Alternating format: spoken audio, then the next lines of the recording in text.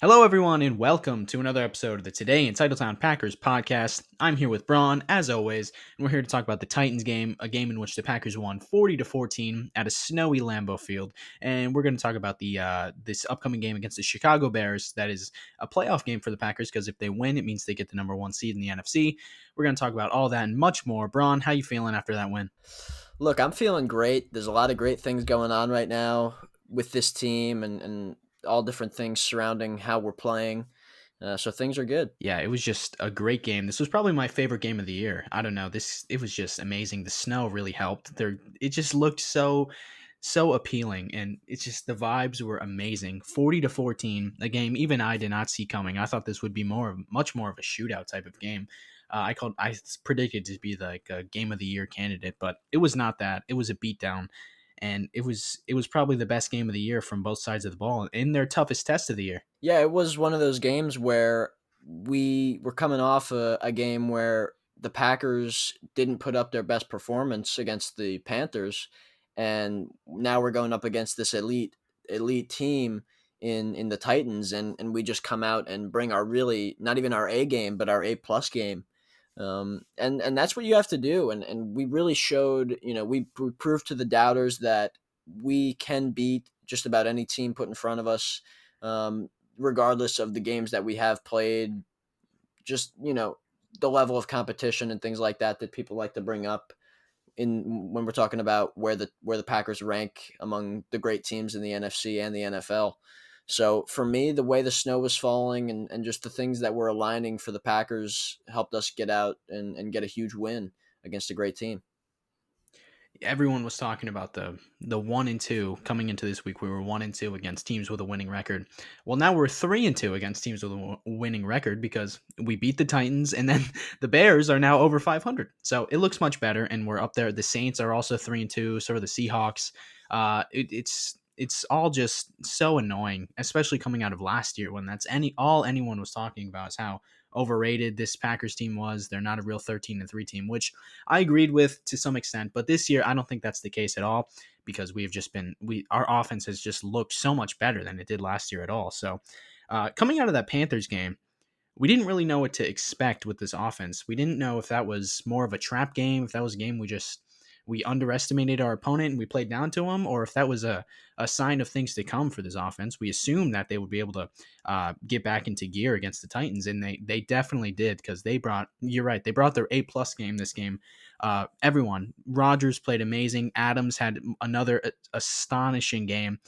Matt LaFleur had another great game from a play designing and play calling perspective. And then A.J. Dillon, Aaron Jones, the run game was great. Just the offense is one of their best games of the season, most efficient games of the season. And that's what we needed to see because it's December, it's week 16. We're getting ready to go in the playoffs here. We need to see this team at their best, and they definitely showed it. Yeah, they did more than show it. They put together a game in which all three phases put up a performance that we needed to get that complementary football for 60 minutes. It's all four quarters. You saw this team play off its strengths on all three sides of the ball, and we were able to just put up that performance that shows you what kind of team this truly is when it's humming and when it's firing on all cylinders. And there's really, with the strong performances in all three phases, that comes with the strong individual performances from a lot of guys that were looking to step up and guys that we needed to have big impacts on games, especially games like this. And we saw that. Yeah, we definitely did. We definitely did. It was everyone that we expect to play great, played great, and the guys we count on, we were able to count on in this game, with mainly being Aaron Rodgers and Devontae Adams, who once again, for like the ninth or 10th time this year, just put on a show and were unstoppable. The defense could not do anything to stop the two of them. Their connection is slowly becoming one of the best in Packers history. They broke another record on Sunday for most completions between a quarterback and receiver. It was just you cannot stop them when they're both zoned in. It's like the best thing about Aaron and Jordy wasn't that Jordy was, one of the most talented receivers in the league, but he and Aaron were always on the same page. he and Devontae are always on the same page, especially in games like this where they're both just in the zone. And Devontae is so talented. He just creates separation like no one in the league. He's always open, and Rogers is always willing to throw to him. And when you get the two of them just totally in their element in the snow, it looked like they were it looked like everyone was playing on snow except the two of them. They were just so dialed in, and they were dominant against the Titans, and they could not do anything to stop it. Yeah, them and AJ Dillon, I would say those three guys. But yeah, Yeah. what a great performance! What a fantastic performance from just just a it's pretty clear that these two guys are the greatest connection in this league today, and one of the great connections we've seen in the history of the National Football League. And it's just unbelievable to watch unfold throughout this season, and their connection grow in strength um, throughout these games. It's incredible. Devontae just continues to amaze all fans of football throughout the country. I mean, it's just incredible. I really can't overstate how impressive what he's doing really is. And of course, Aaron Rodgers, the MVP of the league at this point, and doesn't look like that's going to change here now with just 1 week to go.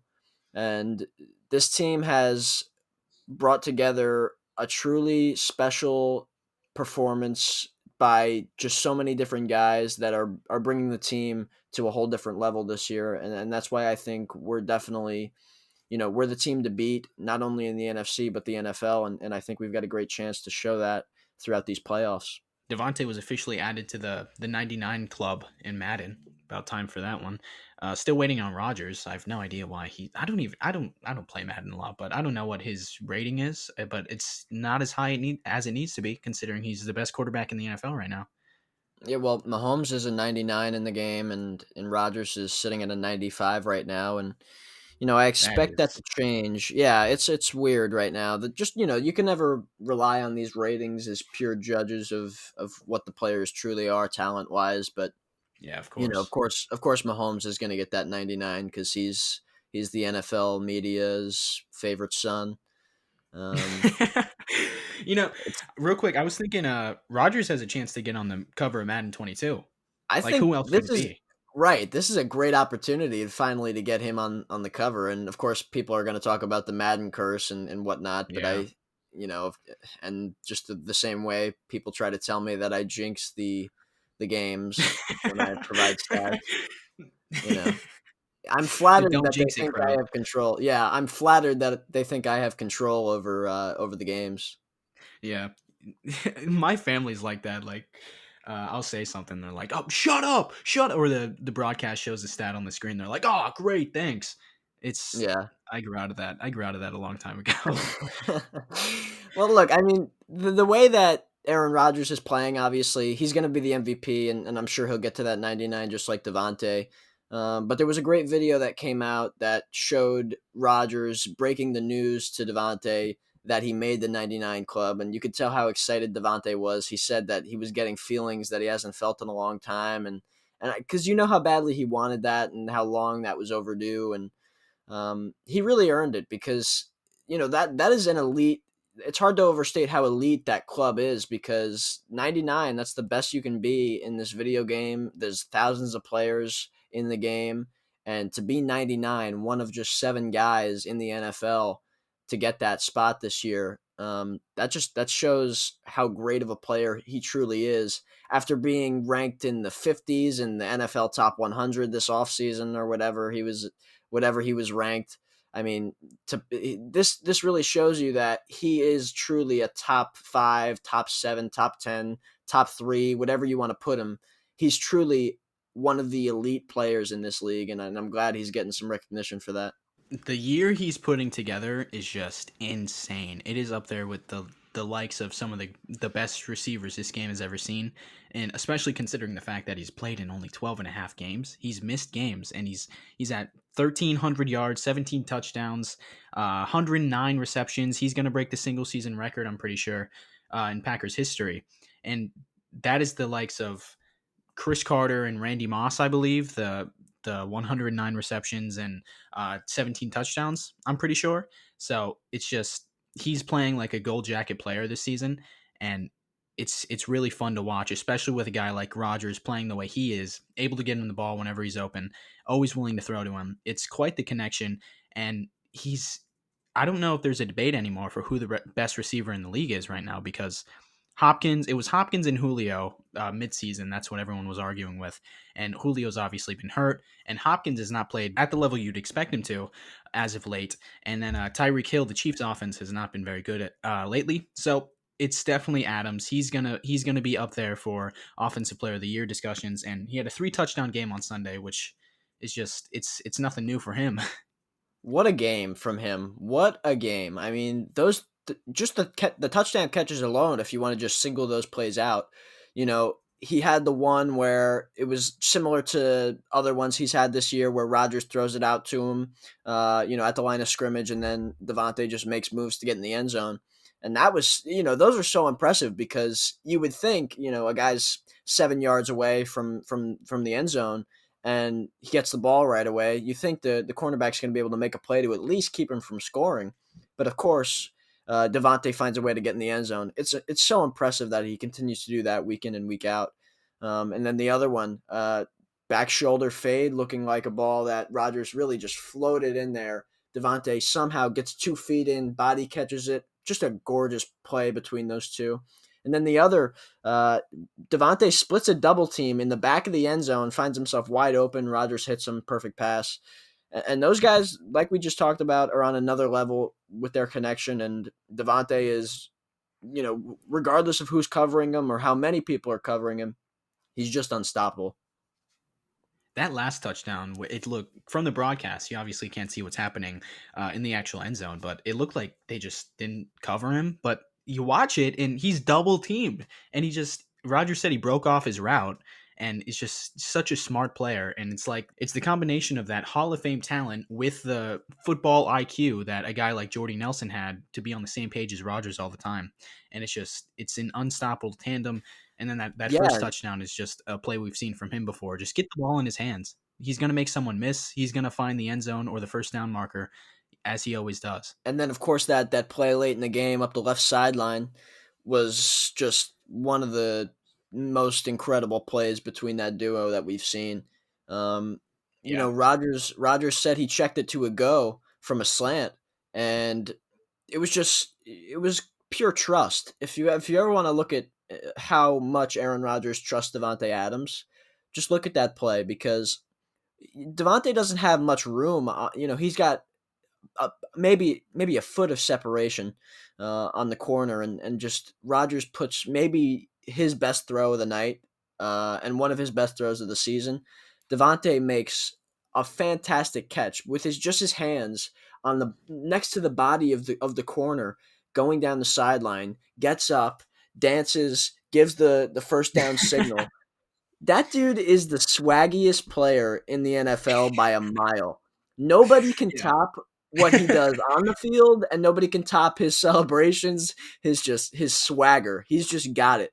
And something My, about him, I can't even explain it. This guy is on another level. my favorite plays are when it happened in the Eagles game where he catches a pass, he gets like hit sticked by a defender, and he just sits up and flexes his muscles. And then in this game, he caught a pass and just sits up and does the first down pointing while on the ground. It's him and Alvin Kamara for me are just the swaggiest dudes in the league.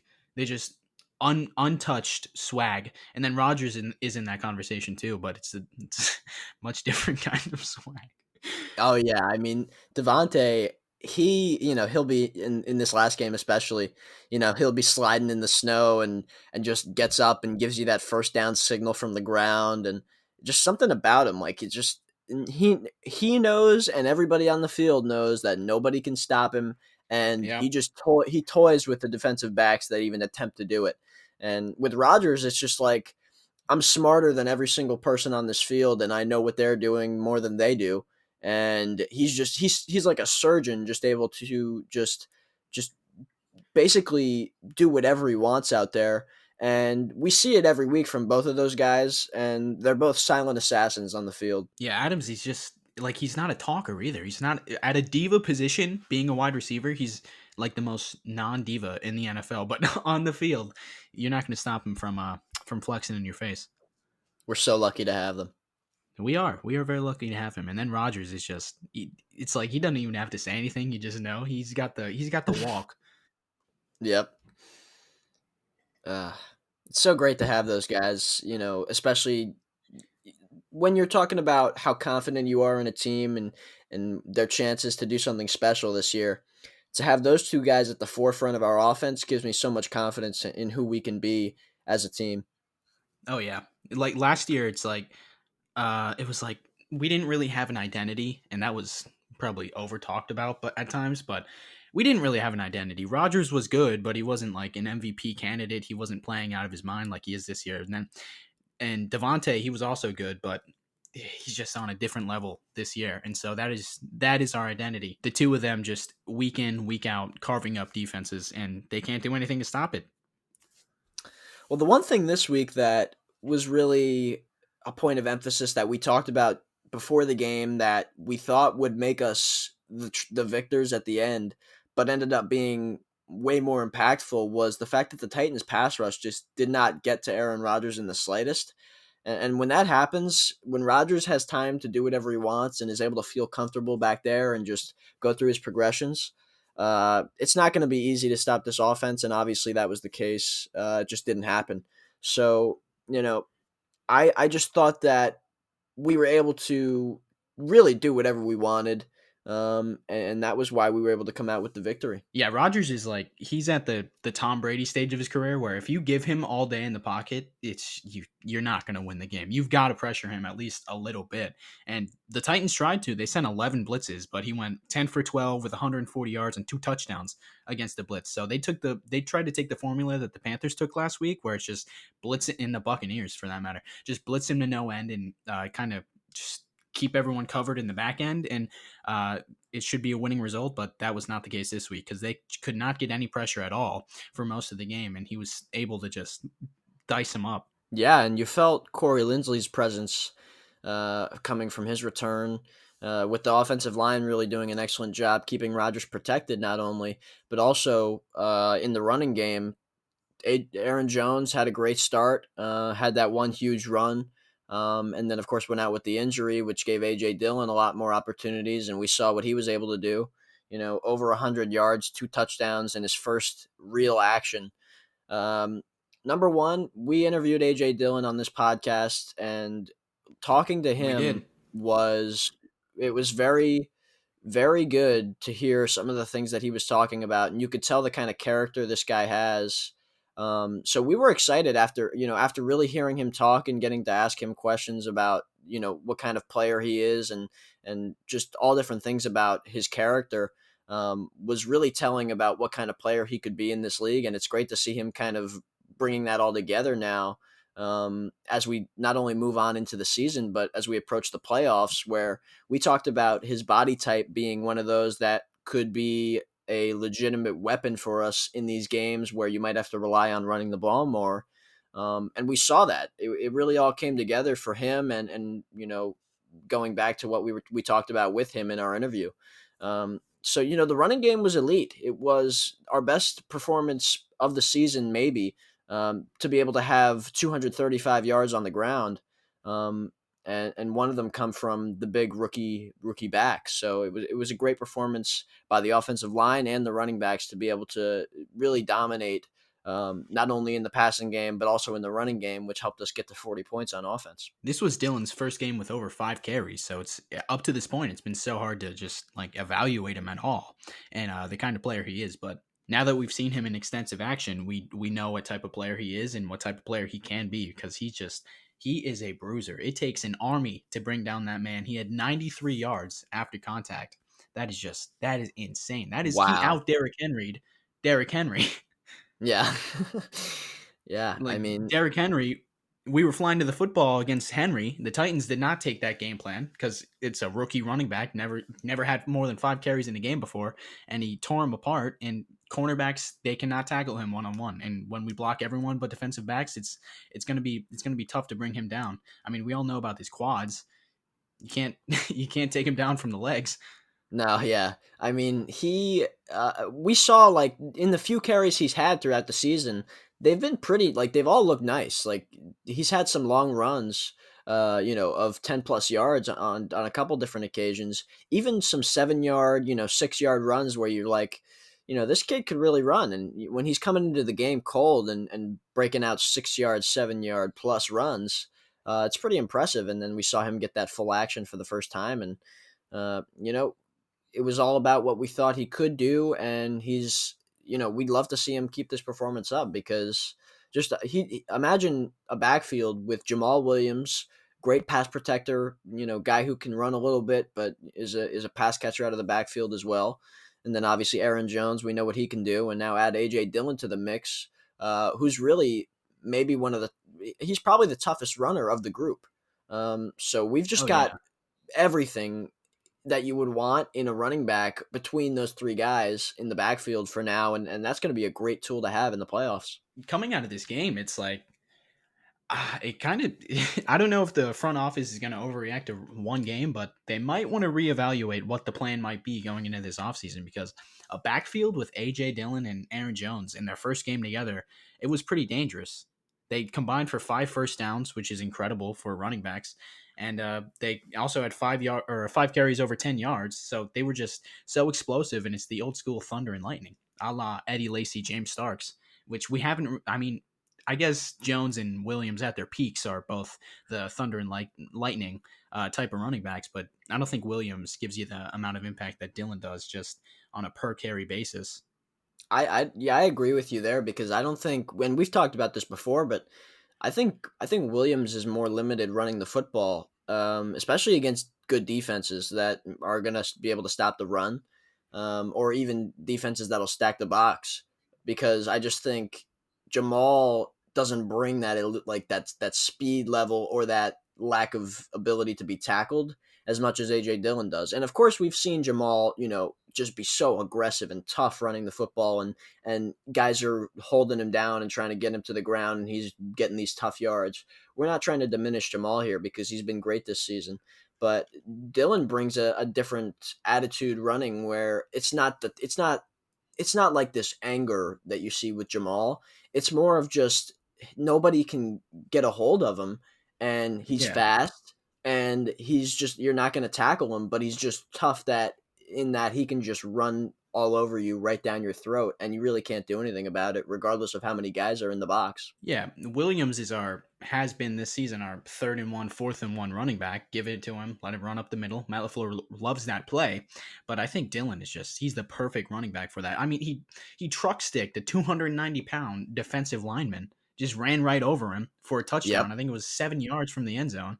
It's like how does he do that? He's I just have no insane, idea. and It's so it's weird to very see exciting.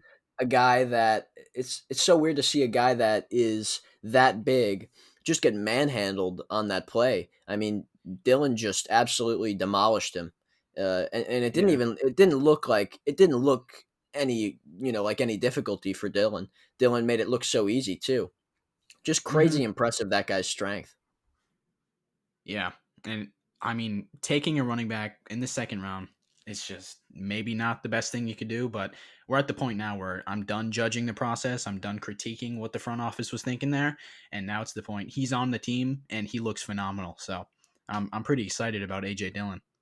Yeah, obviously in hindsight, the move, I think at the time, I was definitely more accepting of that move than that first round pick that we made because there was a scenario where we're going to lose. It was pretty obvious that we're not going to be able to re sign both Jamal and AJ and Aaron Jones. So to have a guy that they really like, and that as you looked at his tape and also look at just you could just look at the guy and you could tell that he's just too he's just too much of a freak athletically to not have success. I ended up thinking the move would be good for a future part of the move, but when you look at the first round pick we made of a guy who definitely isn't going to play, to get another guy that would serve as a backup this season, coming off an NFC Championship loss, that was more of the issue for me with the draft. Oh, yeah. Yeah. And for me, it's more the fact that we found Aaron Jones, who was our best running back in the fifth round.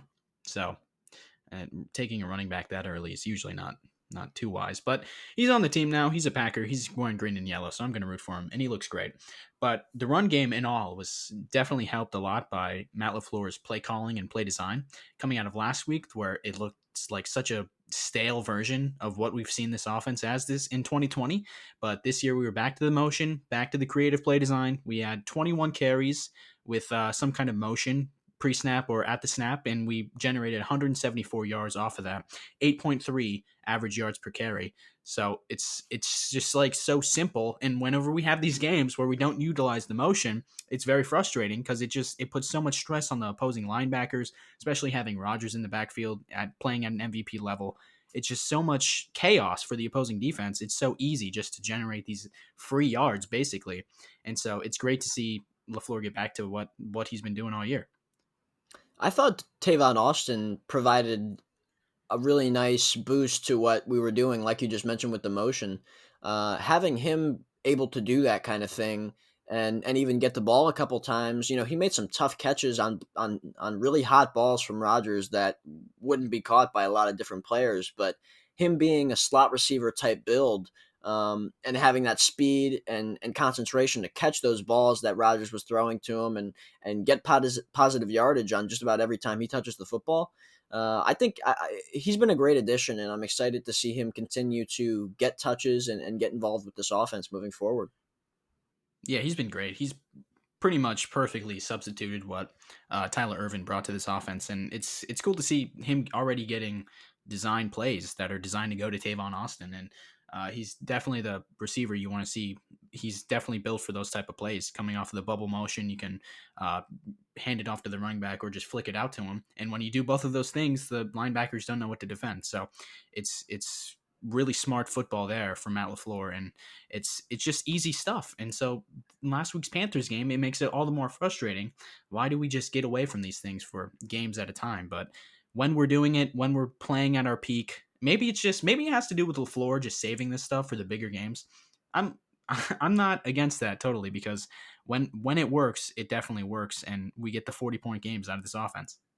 Speaking of that, I'm still waiting to see where this no huddle offense that everybody's talked about. Matt LaFleur said they've been working on since the offseason started, since last season.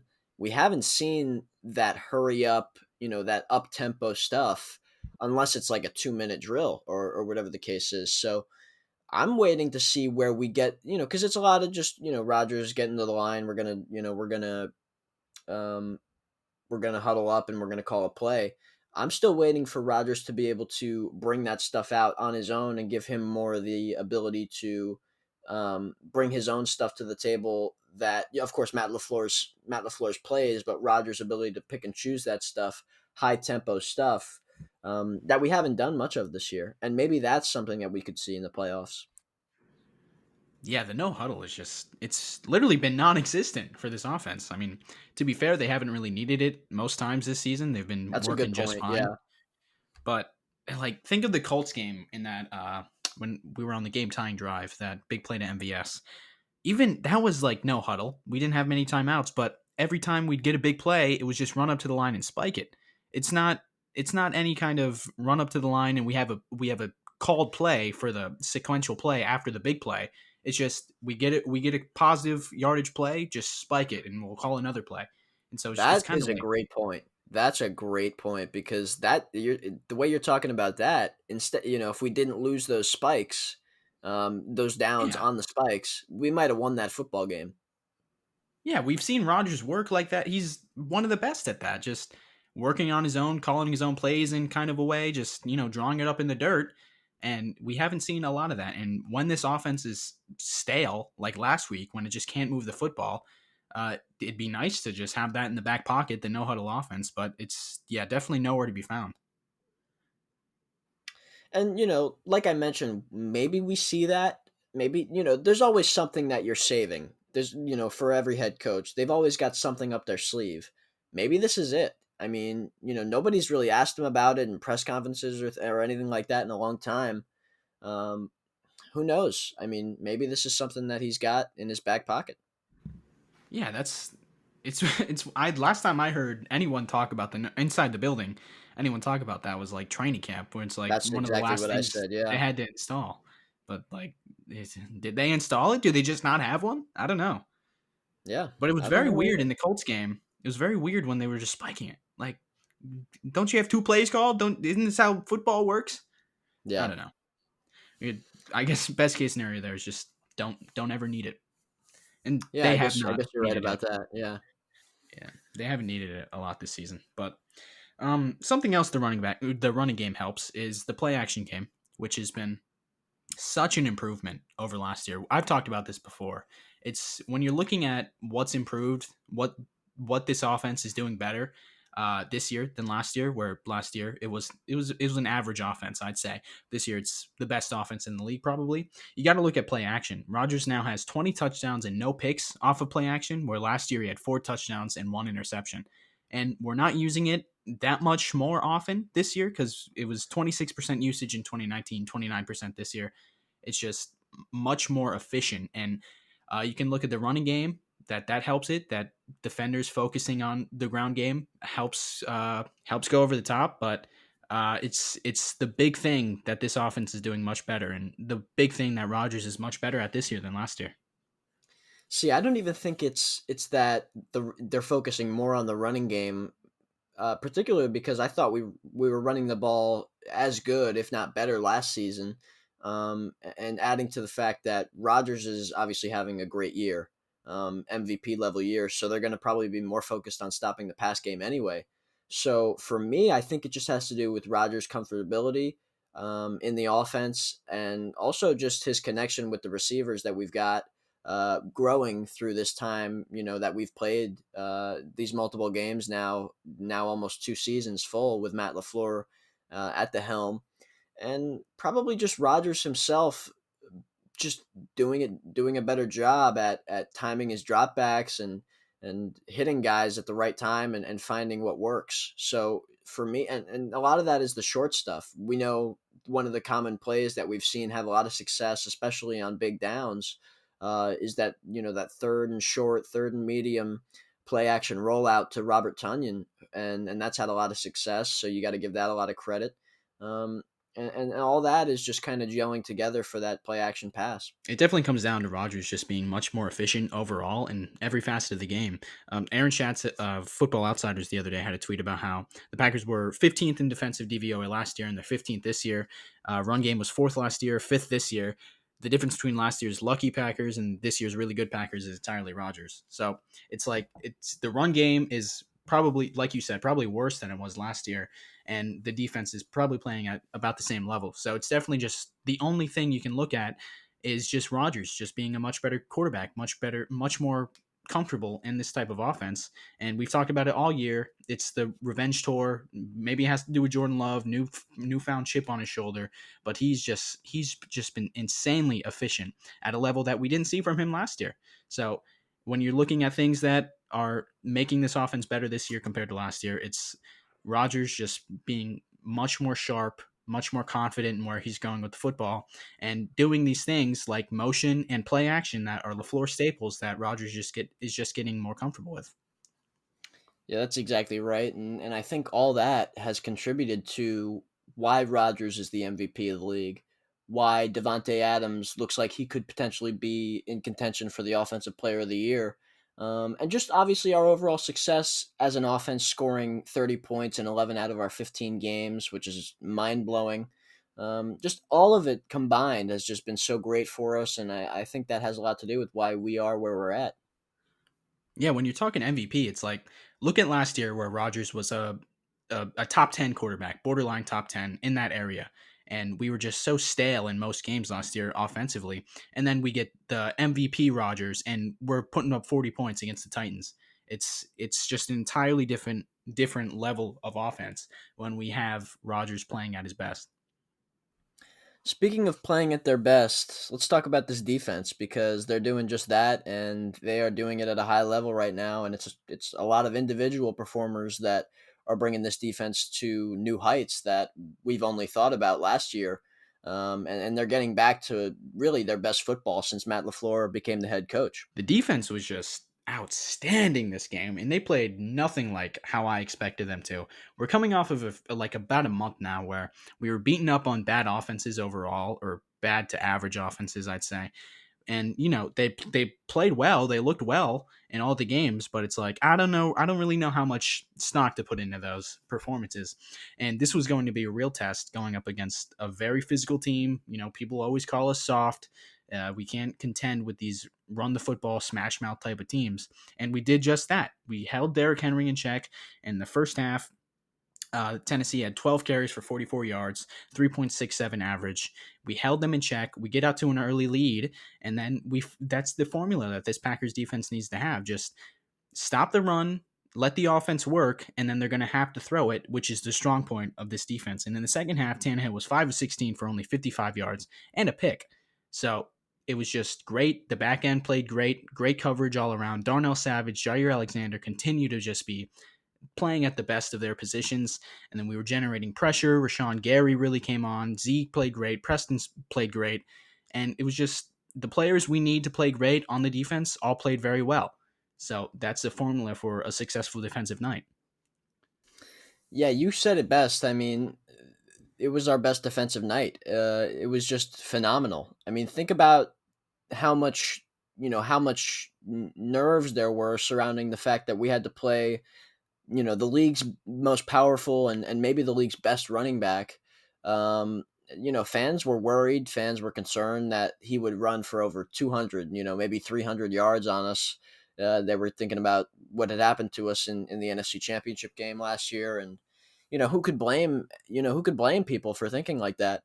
And then of course in Packers fashion, we come out and shut him down practically for less than 100 yards, which teams rarely do these days. Um, and it's not like they were forced to throw the ball more because the Titans only completed 11 passes. They threw it 26 times.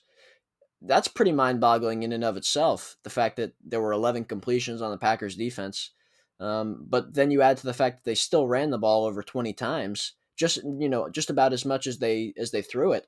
It was impressive. Just really a phenomenal showing by guys specifically like Rashawn Gary, who had maybe his best game of the year. Preston Smith, who's been coming on as of late and is having really impactful plays in games.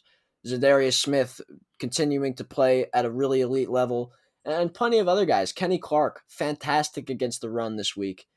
Dean Lowry has played pretty exceptional the last 5 weeks. He's been coming on as of late as well.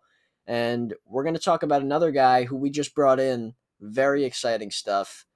We brought in Damon Snacks Harrison to the team on off waivers after he was released from the Seahawks, and that's a guy who he's at his best. He's an elite football player, elite run stopper, and you bring him in after the performance that we just had against the run. That should cure a lot of fans' woes about what they think could be the downfall of this team in the playoffs. A lot of people talked about our run defense being the thing that holds us back if we get as far as we did last year. And I'm not sure that's going to be the case. It's if we don't make it to the Super Bowl, if we don't win the Super Bowl, it's going to be something else that stops us because we've now got Kenny Clark back healthy and dominating as he does in every year. We've got Dean Lowry playing at a pretty good level, Kingsley Keke doing his thing, getting more snaps every week. And now adding Snacks Harrison to the mix, whether he plays this week, probably a little more unlikely, or the first playoff game that the Packers play, it's going to be a lot stronger of a defense, specifically up front. And after the way we looked against the Titans, that's even hard to imagine because we had our best game. Adding Harrison it's just great as a Packer fan knowing that the weak point of this defense the past 2 seasons has been the run defense and a defensive coordinator who just ignores it most weeks. So adding him in, getting him to replace a guy like Tyler Lancaster snaps is just it's an improvement. Coming like you said, coming off of this game where we contained the best running back in football to only 93 yards, I believe. It's great, and this defense can now only go up. And that's now the second signing this season in the past month being with Tavon Austin and Damon Harrison, where it shows a commitment to this year, something that me and you, Braun, have been critical of Brian Gutekunst for not bringing in these midseason acquisitions, but now he's done it, and he's looking to improve the team as it is, and it can only go up from here, especially coming off of that performance against the Titans. But focusing on this game against the Titans, I think Mike Pettin really impressed me this game because, like I said last week, this Titans offense, in theory, it shouldn't be that hard to stop from a play calling perspective. They're gonna run the ball on first and second down, no matter how successful it is, no matter what the score is. You've just got to stop that, and then our secondary is good enough to stop the Titans offense. And that's exactly what happened. On early downs, you saw the Packers stacking the defensive line, stacking the box, making sure Derrick Henry's not going to run 6 yards a carry. He's not going to go for 300 yards. And that commitment is something that I've been critical of Mike Pettin for. And it was really nice to see him commit to the fact that Derrick Henry can go for 300 yards if you don't stop him. And he did try his best to stop him, and we contained him. We really did, and you got to give credit to Mike Pettin for emphasizing to the guys that you're going to have to swarm him, you're going to have to gang tackle him, and even when you think you've got him, you can't let go. And of course, you got to give credit to the players as well for really buying into that and executing it on the field.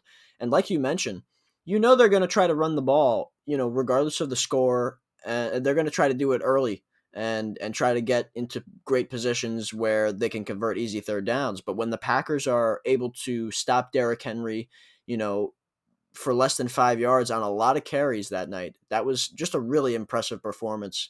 To be able to do that puts them in difficult third downs, which are now predictable, and which is why the Packers defense is able to execute and really just have the pass rush go to town, and do their thing, and then have the guys in the back end knowing that a pass is going to be coming.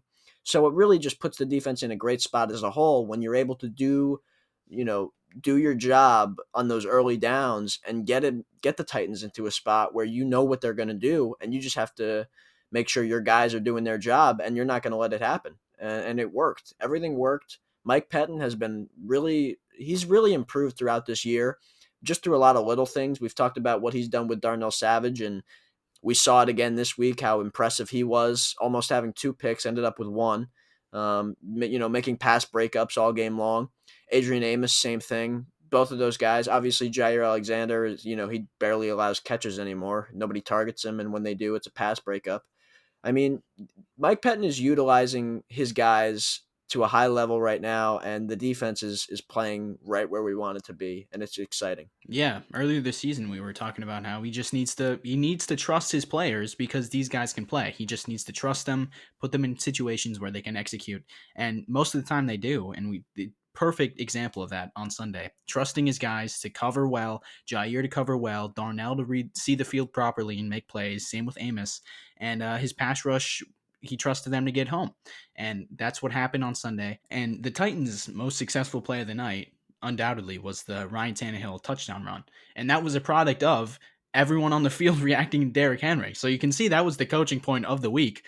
When you see Derrick Henry getting the ball, everyone go swarm him. That's what you need to do.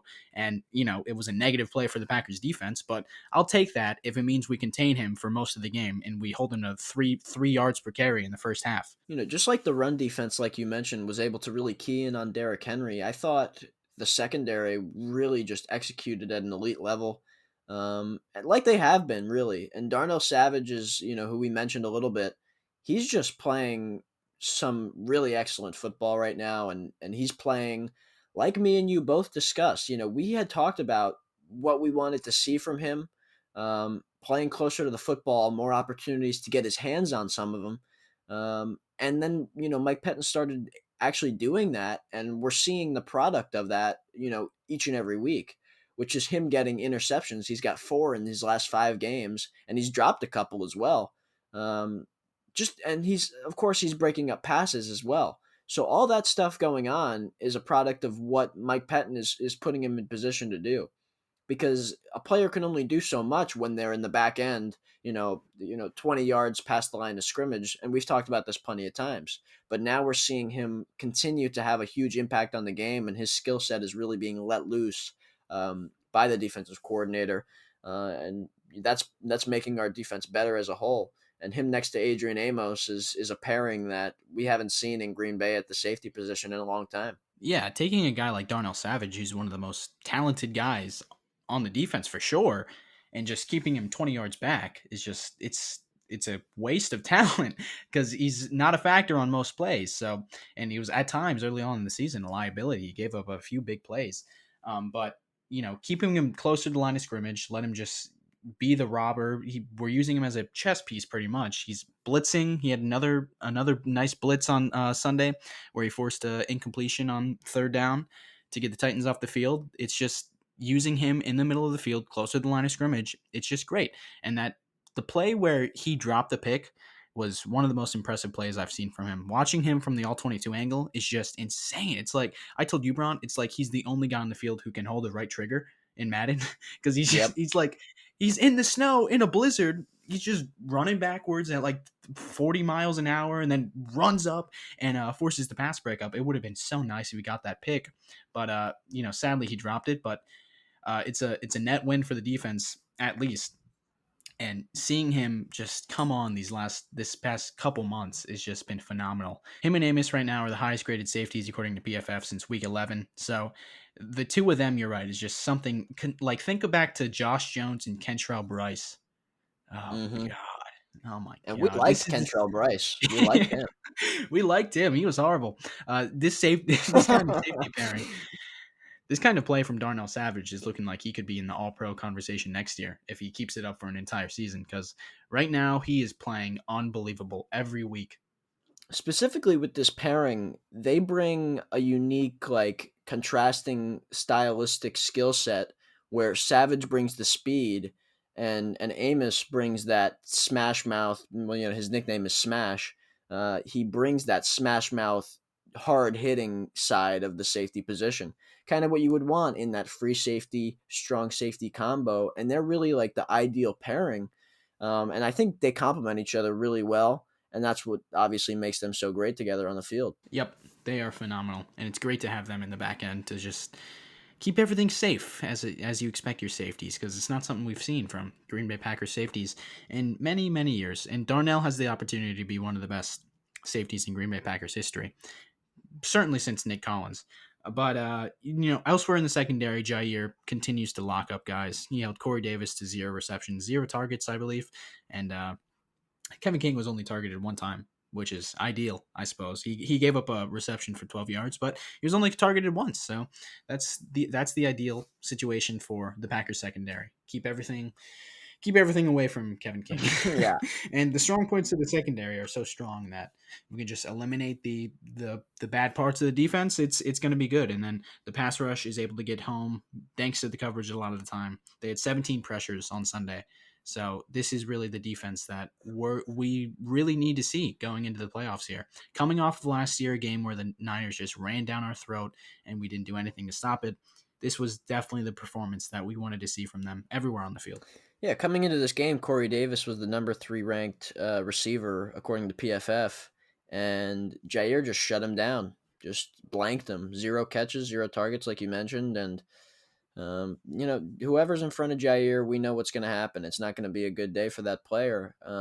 And you mentioned, we talked about last week, Kevin King was our worst player on the field on defense last week, and that's why we had issues that we did in that game against the Panthers. And then we saw, him play a little bit better, or at least not get exploited. And then we saw Christian Kirksey, another guy that we talked about as a player who was giving us a lot of issues. And you're only as good as your worst player because it only takes one guy to ruin a play. And Kirksey didn't play that many snaps, only had 12. He had less than Kamal Martin and less than Chris Barnes, who played the whole game. But when Kirksey was in the game, he did play pretty well. He ended up getting a pick, of course. So he had a really nice game compared to what he's been doing, even if it was in moderation. So I think the defense as a whole was able to play better because those guys weren't a detriment to what we were doing. Yep, absolutely. Absolutely. In the pass rush, what can you say about the Smith brothers? They look back to their 2019 form. Preston, especially, who's been playing very strong as of late. And Z, he had a game that we expect to see from him. And Rashawn Gary, like I said, he's playing a lot more inside defensive tackle position, and he's able to generate a lot of pressure from there, He looks just great. like Zadarius Smith is. Yeah, he looks really, really Yeah, he good is. for a young He player. looked really strong. Hmm. Yeah, he looked really strong. Looked like the player that they drafted. Very toolsy, hoping you can develop him within 1 to 3 years into to a dominant pass rusher. And he had one of the best games of his career on Sunday. So that's great to see. Great to see the Smith brothers and Rashawn Gary all generating pressure. And then with Kenny Clark and now Snacks Harrison on the inside, what more can you ask for from the defensive front? I mean, look at this defensive front that we've got now. We've got, of course, the Smith Bros on the outside, Kenny Clark in the middle. Put Snacks Harrison next to him, and if you just even if you want to just rush those four guys, that's a pretty excellent, just tandem of guys that you think one of them can get to the quarterback eventually. And if you're going to include, Dean Lowry, who's played well of late, you've got, of course, Rashawn Gary. You could throw inside Z. You could throw inside and have Rashawn on the outside. So many different ways to put this group, now, especially with the addition of Snacks, to put this group in a great position to get to the quarterback and stop the run. This front looks like it's going to be in a really great position going forward. Yeah, they're playing their best football going into the playoffs, which you always talk about is what you need to be doing, playing your best when you need to be playing your best. So it was all around great performance from the defense. But this week we got not a tougher test for sure, but we have a very, very important game coming up against the Chicago Bears at Soldier Field because the number one seed in the NFC is on the line. If we lose this game and Seattle wins against the Niners, which everyone expects them to do, Seattle would be the number one seed and we would be the number two seed. And in 2020, only the number one seed gets the bye week, unlike any past years. So the one seed is very important, especially coming off of this game where we saw the snow and the weather made an impact for sure. It was definite home field advantage at Lambeau Field. No one wants to come up here. So it's very important to win this game on Sunday. And Matt LaFleur said they're treating it like a playoff game, and they need to be because there's no reason they should lose this game. And it is very, very important. I definitely wouldn't rule out a 49ers win against Seattle. Seattle hasn't been playing great football. They've scored 20 last week, 20 the week before. They're not lighting it up on offense like they were.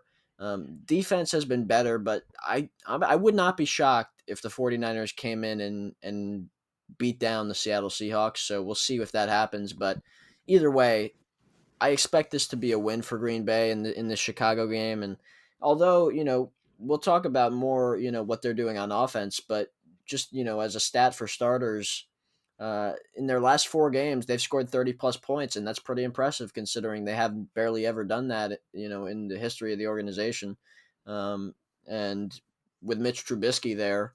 But at the same time, this is the Chicago Bears, and we have their number pretty much every time we face them in the last few years. And I still feel like this team with this defense, as hot as we are, and the sense of urgency that this whole team from the top down feels about this game, I feel like we're going to be able to come out with a victory. Yeah, Mitch Trubisky is just it's a repeat of 2018 where Bears fans are getting very excited over his recent performances. Like you said, 30 points in 4 straight games. That's incredible. But who have they played? They played the Vikings, the Jaguars, the Lions. The other team is lapsing my memory, but it's like, okay. Not the best defenses for Well, sure. they haven't played So us. coming That's up, that's all I can say, really. I yeah, mean, yeah. Mitch Trubisky seems to crumble under the pressure of playing the Packers, which is really, as we've stated in the past, for these other teams in the NFC North, especially the Bears, this is really their Super Bowl at this point with the quarterback they have and the wide receivers and offense that they have, just their whole situation in general. Playing the Packers is really what they're trying to do. They're trying to beat Green Bay because they know that's their only way to the playoffs each and every year. And we're seeing it now. Mitch Trubisky looks good right now, yes, but you mentioned the level of competition that they are playing, but you still got to give them credit. Of course, they're playing better than they have all season, but they haven't played us. And when they did play us, it was a blowout on our end, and Mitch Trubisky was there. And the real only difference they'll have this week is Akeem Hicks, probably their best player on that football team. He will be back in the middle, so the running game might not have as much success, but I still expect the passing game to do its thing. Their secondary is a little banged up, Jalen Johnson has some issues going on, and Buster Skrine as well. But, I still think, regardless of who they've got in there, Mitch Trubisky is going to give us opportunities to get the ball. He's going to give us turnover opportunities. He does every week, even in these games that they're scoring 30 plus and winning. He's going to give us a chance to go and get the football back. And I like our odds this week. I really do. Yeah, for sure. I mean, he threw a Hail Mary in the red zone last week against the Jaguars. It was one of the worst plays I've ever seen. Classic Mitch Trubisky play. I'm not sold on that guy. I don't care how well he plays for however many weeks. He's better than Nick Foles. I'll give him that. I don't even The know Bears about found that. that I out. don't know. I don't know. I mean, I hope they sign them I both to I an think he. extension. Yeah, that would be ideal. Maybe trade for another quarterback. Yeah. Maybe trade for Carson Wentz. Oh yeah, throw him into the Um, mix. ultimate quarterback competition. But Trubisky, I don't care how well he plays for however many weeks. I don't care what the numbers look like. It's been 4 years now, Bears fans. He's not good. He's not good. I hope they extend him though. Yeah, That would be give great. him all the money they can handle. Yeah. But the defense, we saw what they were able to do against the Bears offense for 3 quarters at least. They made some noise in the fourth quarter when the game was already over. So I'm not too concerned about that. But So, Griff, let me on ask you the this: if you had to pick one thing that you're concerned about by the Bears, if it's what's the one thing you think could give us some trouble? Is it Allen Robinson? Is it David Montgomery in that running game?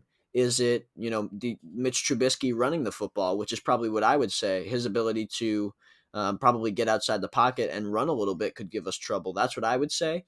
Or is it their defense? Is it Akeem Hicks being in there? Is it Khalil Mack? I'd like to hear what you think is something that could challenge us this Sunday. Yeah, I definitely think it's going to be, if it's anything on the offensive side for the Bears, it's going to be Mitch's ability to run the football, which is probably his best attribute as a quarterback. He's able to run when he's able to, when the defense lets him. And we saw it by Ryan Tannehill on Sunday, where the defense just forgets that that he's pretty mobile and he runs for however many yards for a touchdown. So that's, if they're able to produce on offense, it's likely going to be a factor of Mitch's ability to run the football, because I don't think David Montgomery's very good. He's been hot as of late, but once again, it's the same thing. They've played horrible defenses. So I think our defense is going to be able to hold all aspects of the Bears offense in check. But as for the offensive side of the ball for Green Bay, this defense is good. I'm not going to say it's not good. They have played well this season, but Green Bay's played tougher defenses, and they've already played the Bears, and they put up 41 on them. But again, without Akeem Hicks, so who knows how much of a factor he's going to make in this game. But the Packers offense, they've played good defenses this year. A lot of people, they act like we've played nobodies, but we've played New Orleans. We put 37 on New Orleans. We played Indianapolis, game we lost by 3 points in overtime, and we played the Bears and we scored 41 points. So the only real offensive shutdown we've had this year was against Tampa Bay, and it was a total fluke. I mean, in hindsight, we can say that it was a total fluke, that game. We haven't seen them shut down like that since that point, and that's the only game this season they've been shut down like that. So I'm done worrying about the offensive production, especially in a game where we know everyone in the building is going to be dialed in because they have to get that bye week. They have to make sure the playoffs come through Green Bay. So I expect the offense to come prepared, and I expect them to do their thing. Yeah, I agree with you in pretty much everything you said. And I would even add the Vikings, that week one game. Especially going into it, that's you're thinking that's a good Vikings defense, even though they had rookies in there, and they still had their guys, Anthony Harris, Harrison Smith in the back end, and they've got guys in the interior that you like. But that game as well. So we've gone in and just outplayed pretty much every defense we've gone up against, like, except the Buccaneers, who even we had the upper hand on them in the first quarter. We were up 10-0, of course, and then the picks really turned that game around, and that's just the way it ended up going. But you take away those picks, we probably win that game, and that's a lot. Of course, if you take away 2 turnovers, but I just really think if Rodgers makes different throws on those plays, we're going to end up winning that game by a pretty comfortable margin, which is the crazy thing. So really, whatever defense we're facing, this might be the toughest challenge we faced yet, only because of how hungry we know the Bears are. And it's familiarity.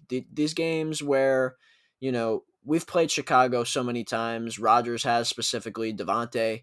They come in with a game plan every week, every time we face them, every season, to try to stop Rodgers, to try to stop Aaron Jones, Devontae Adams. And, they never have the right game plan to do it, and they just never can. So these guys have a lot of pride about what they want to do and who they want to be and where they want to get to, which is the playoffs.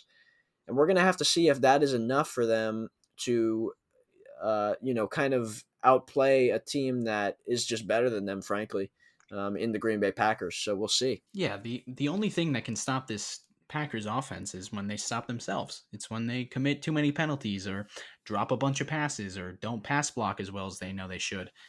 So Speaking of this, that, if we come into the game, speaking of that, go ahead. zero penalties, and zero punts.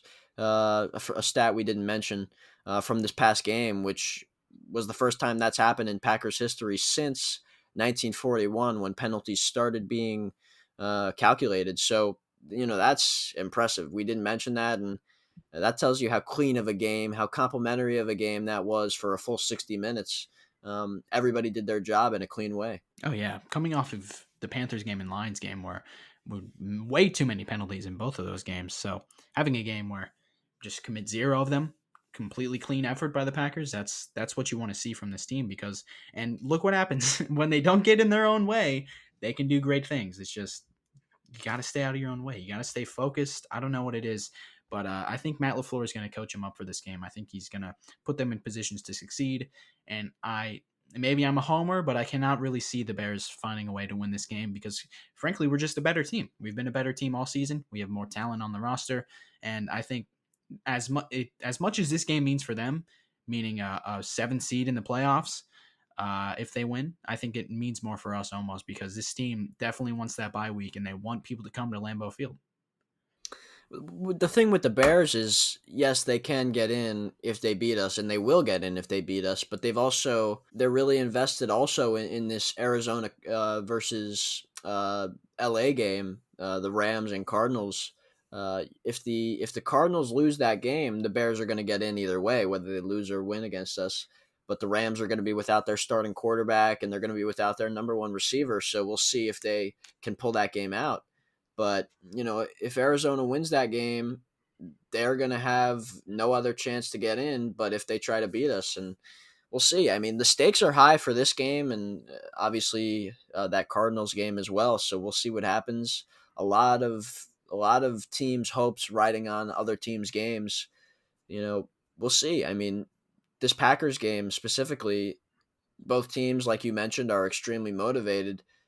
And I'd argue Green Bay has more to play for, of course, because getting this bye is what we've talked about for so long.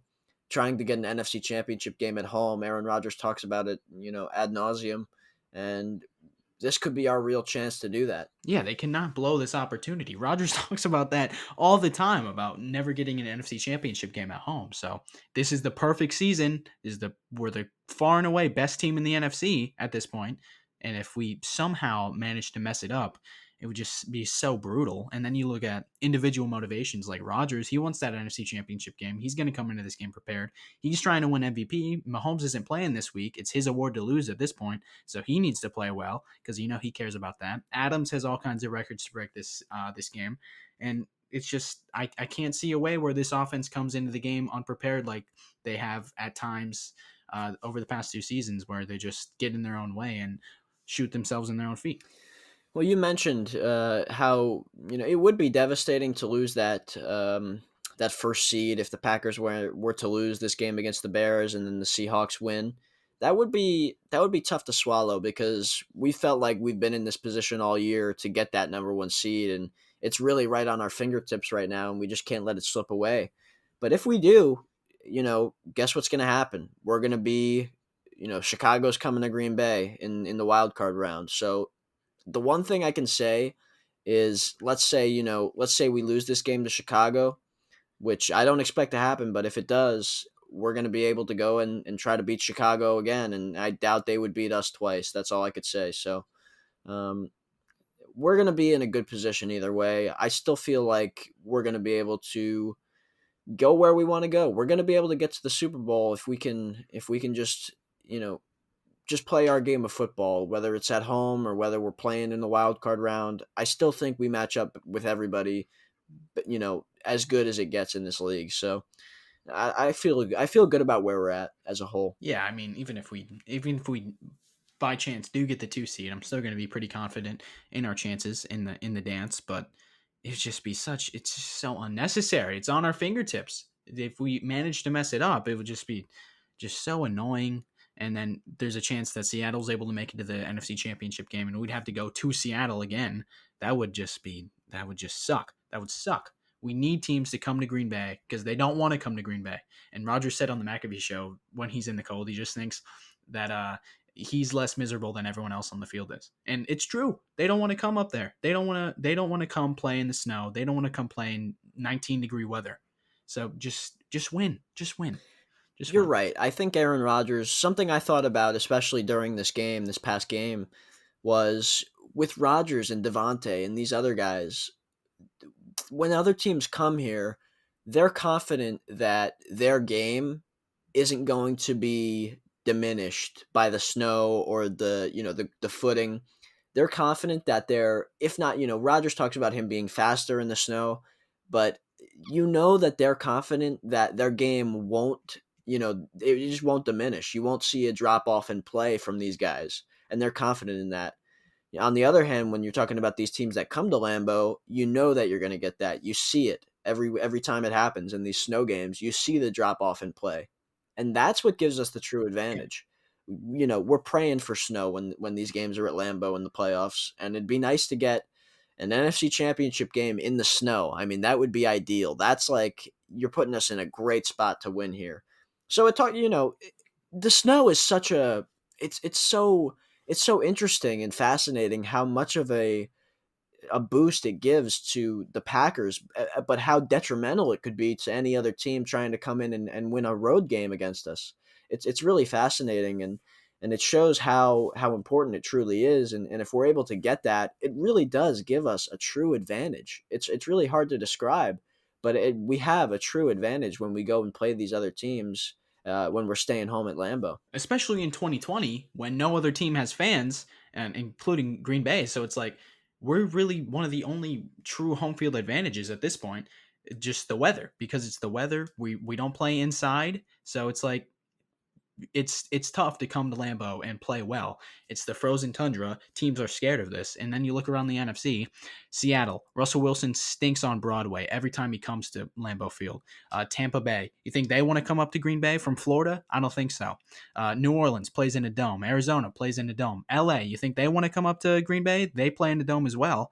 So it's like it's just we have to get it because it's such a boost for this team, and it boosts their chances to go to the Super Bowl. And we've lost twice, I believe, and in Green Bay in the playoffs. One of them was to New York. They already play in the cold. And the other one was San Fran, which was a fluke game, I'd say, where Colin Kaepernick ran all over us. So it's teams do not want to come up to Green Bay in January. It's a fact. We have to win this game. We have to make sure the playoffs come through Lambeau Field. And if you can't tell, the urgency is high. I mean, it's high in the building, it's high among the fan base.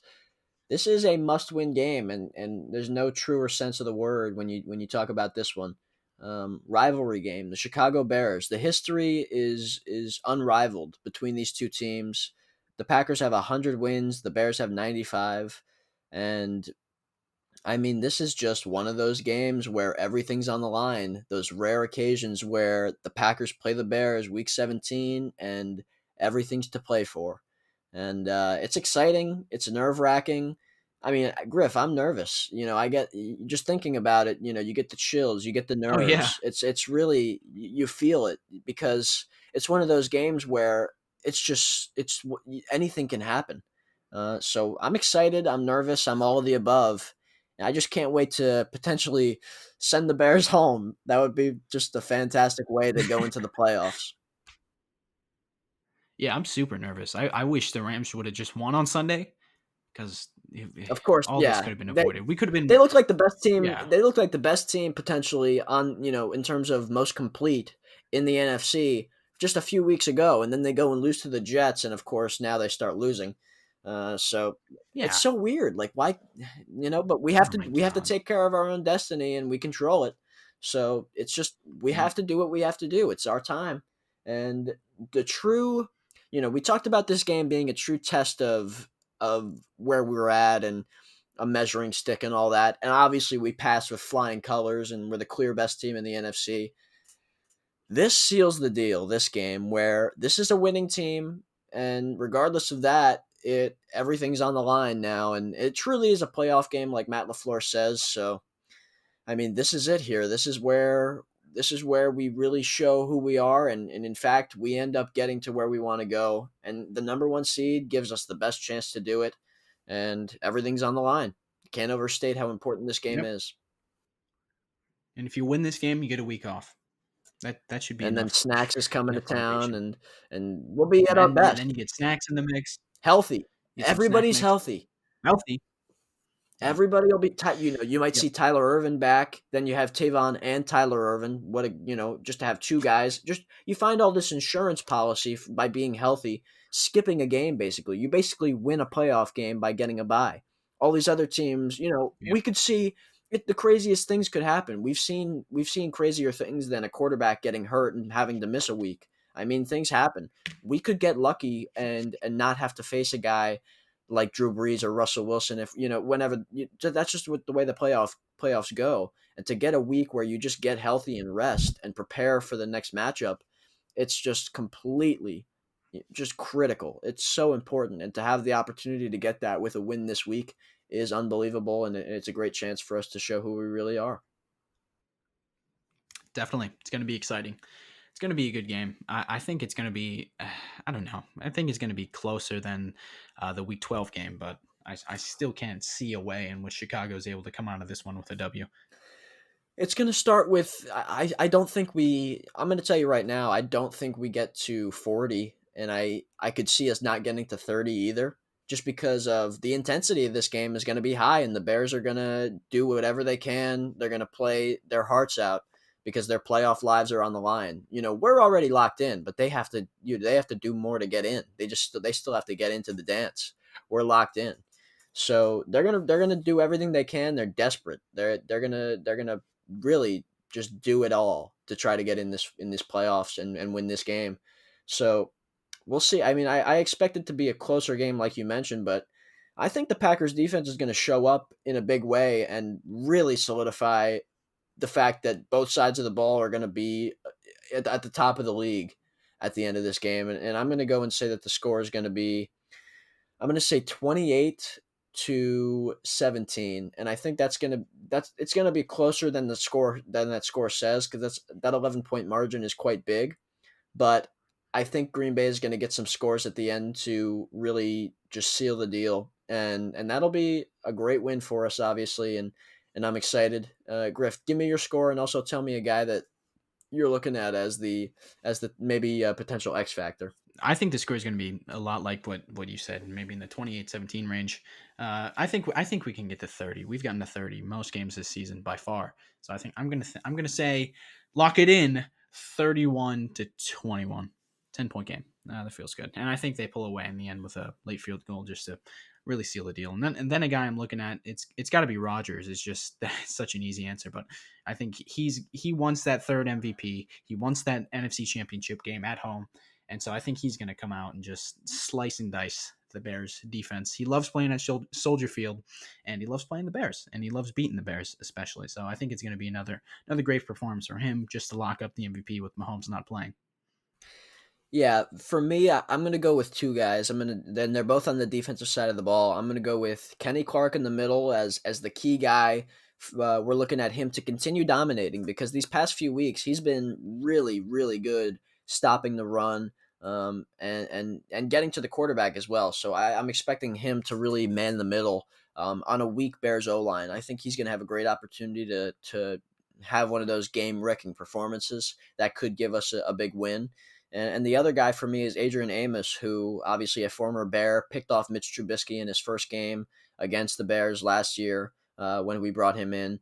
Um, I'm excited for what his opportunity to do in the middle of the field passing game with the tight ends that the Bears like to do. A lot of their stuff is mid range with the tight ends in the passing game, and I think Adrian Amos has the best chance to have a huge impact on that. We saw what he could do just a few weeks ago when he was breaking up passes, left and right on multiple drives. I think he's got a great chance to have that kind of performance once again against a guy who he's played a lot against in practice in Mitch Trubisky, and I'm excited. Yeah, I'm hoping to see more of the play we've seen from both of the safeties that we've seen in recent weeks against Mitch Trubisky, who is not a good quarterback. He's not a good quarterback. He cannot throw the football. So it should be another solid game from the Packers secondary. Should be a good game all around. I think we win this game. I can't, like I said, cannot see a way where the Bears are able to pull away with this. Could be a freezing cold take next week, but I really just cannot see a way where they win this. I'm with you there, Griff, and I guess that'll do it for this week's episode of the podcast. Thanks everybody for listening. Make sure to find us on YouTube, Spotify, and Apple Podcasts, or wherever you listen to your podcasts. We'll see you next week. Hoping for a great win here. Go Pack, go! Go Pack, go! Thanks for listening.